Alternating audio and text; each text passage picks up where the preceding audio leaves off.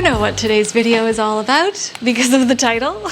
But before I start talking about fall/winter 2022 trends, I think it's really important to lead with this. You don't have to follow or participate in trends at all. If you're happy with your style, if you like what you've got going on, fantastic. There is no one forcing you to participate in trends or update your style. This sounds like a lot of common sense. It sounds like, why would I even be telling you this? But I think it's really important because I have to tell myself this every time a new season rolls around. It's so easy to get caught up in the newness and buying things that maybe I don't actually need because I'm human. We're all human. We do crave that novelty and newness. And before we jump in, if you like looking at trends through this lens of elements of style, I'm actually coming out with a trend report, just a couple pages, nothing too crazy, but you get it for free when you buy a ticket to our Shop Your Closet event. It is live and virtual, and we are back with another season, September 24th, 1 p.m. EST. If you've been before, you know the drill. I will put the link in the description box. It's super interactive. It's not just me talking at you. We have two guests, two real women whose closets we shop. We put the looks together. You receive the looks in advance so that you can recreate them at home, so that we can really see how just one look can inspire so many different outfits. It's a lot of fun. For those of you who have come already, thank you so much. I can't wait to get started with this season again. We do them regularly, so if you can't come September 24th, all good. There'll be another one.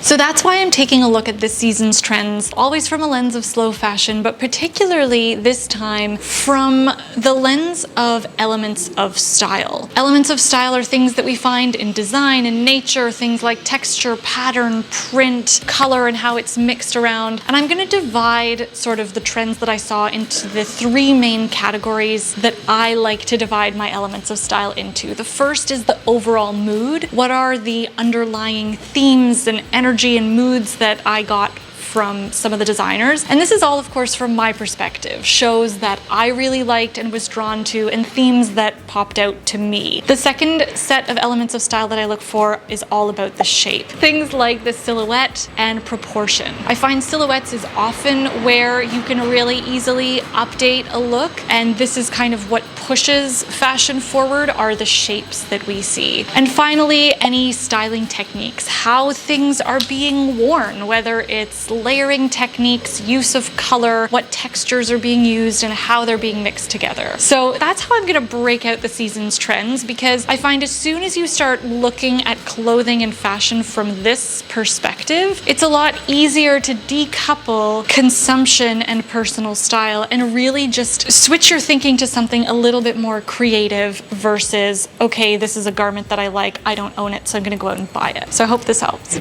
Similar to last season, I really felt like all of the collections, you know, if we're looking at the season as a whole, it's very dichotomous. There are always sort of two simultaneous worlds happening at the same time. Very large contrasts and like working on opposite ends of the spectrum. So the first sort of contrasting set of moods that I saw was this beautiful mix of comfort, these soft, lush fabrics, but with a couture sensibility. So they still felt really rich and luxurious. Even though the fabrics are really luxe, like cashmere and leather, and the silhouettes are really beautiful and elegant, I like how easy a lot of these looks still felt because of the soft draping. Some of my favorite examples of this were the looks at Brunello Cucinelli and this standout one from Bottega Veneta. What I especially love about this contrasting series of moods is that it might allow us to stretch our more precious wardrobe items by mixing them with our regular go-to pieces, like just our regular everyday knits or denim and things like that. The other very clear contrasting moods that I saw were the sleek minimal vibes from the 90s. This has been a theme through the last few shows, you know, fashion recycles itself. I loved the sleek maxi skirts, and I particularly loved that 90s mood that we saw on the runway at Kate. Compared to like big Y2K energy, I preferred obviously the kind of sleek minimal maxi vibe. I especially liked the kind of combination though of a Y2K inspired print, like something really busy, with the sleek 90s lines over here at Balmain. The final mix of moods that I saw was between beautiful sort of menswear suiting inspired tailoring with a little bit more slouch. I really like this because it caters to two completely separate style personalities, and in some shows like Jill Sander, we saw both of these mixed together, and I love that look. This is one of my favorite mix of moods to pay attention to because I tend to really love that look of tailored separates, but I also enjoy the more romantic side of things and softening it up. So there's a lot of really good inspiration this season if you like to mix those two kind of different styles in a really interesting way.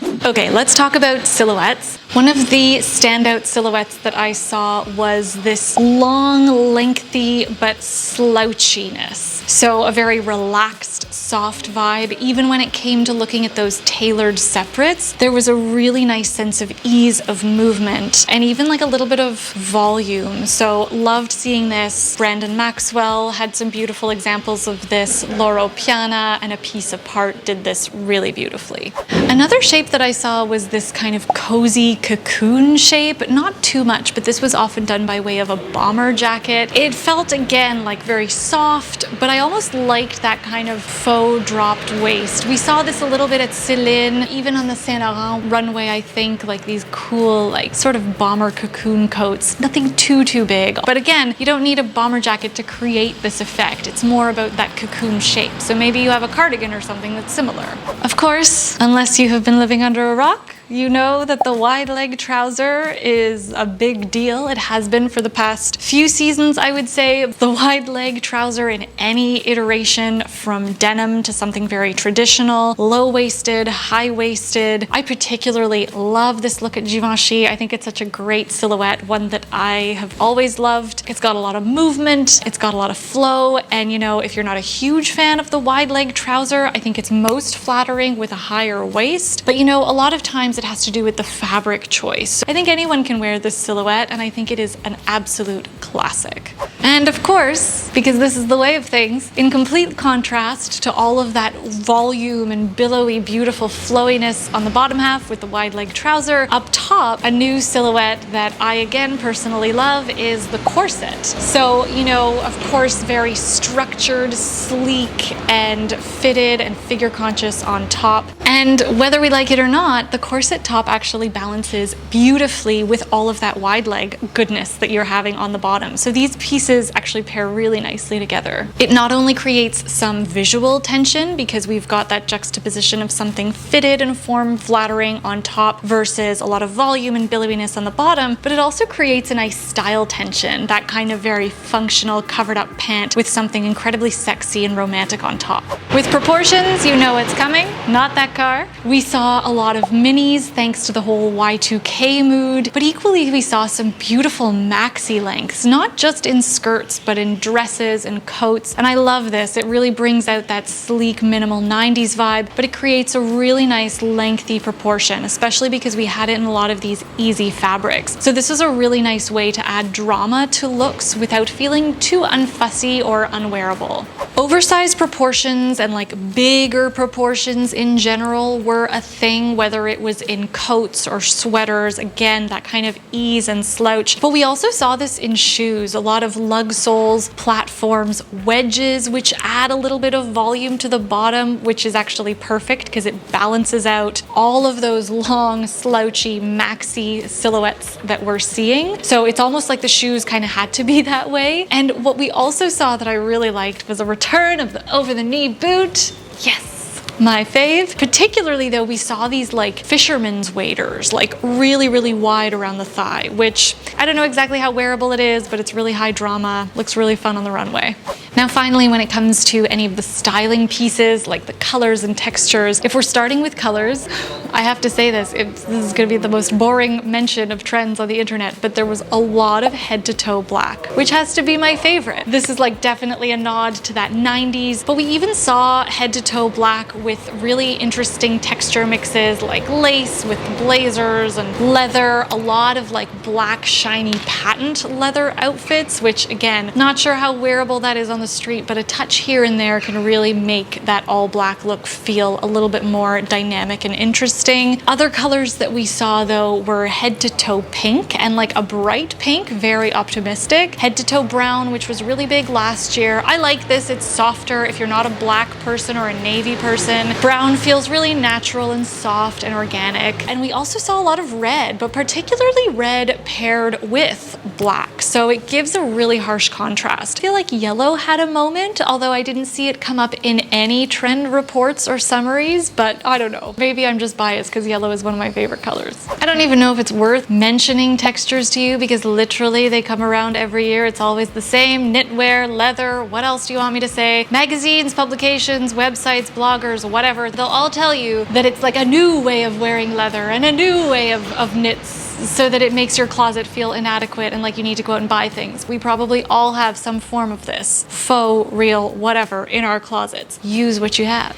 And another little styling tweak that is very obvious for fall, but that I thought was done especially because of the oversized proportions, it felt a little bit easier and really added to that cozy look, was layering. So we even saw things like sweaters wrapped around the neck, a lot of balaclavas, a lot of turtlenecks styled underneath button-downs, underneath an oversized coat kind of thing. And something else that really brought the layering point home, which I thought was interesting, was trousers or even like wider, baggier pants tucked into boots, whether it has a thick chunky sole or even a boot with like a more delicate stiletto-y kind of heel. So this was really interesting. It really underscores that whole layering aspect, which again is nothing new for fall. However, what I love about layering is that it requires absolutely no shopping. It just requires a little bit more time and effort in your own closet playing with what you've already got. Again, with this whole oversized vibe, I also saw that jewelry was becoming a little bit more impactful, still in a very minimal way. Really beautifully done, I thought, like bigger chunky earrings, but very sleek still, like a really low profile. And I also thought it was interesting that a lot of handbags have a more ladylike feel, like being held top handle or over the shoulder, so less about being utilitarian. And I thought this was really cool because a lot of the handbags had a little bit more structure to them, which was a really nice marriage between that like masculine, feminine, like yin and yang kind of piece. So the city is waking up, there are lots of cars, it's my time to go. I hope you enjoyed today's video. I hope this breakdown of trends through the elements of style was helpful for you to get a better handle of what you like out of this season and what you don't like. Let me know in the comments below if you enjoyed seeing trends this way and what your favorite trend of the season is, or just like what your favorite part of fall is. Don't forget, I have those tickets to my live virtual Shop Your Closet event. Thank you so much for watching if you made it this far. As always, I'm so grateful that you are here, and I will be back with another slow fashion video. Ciao!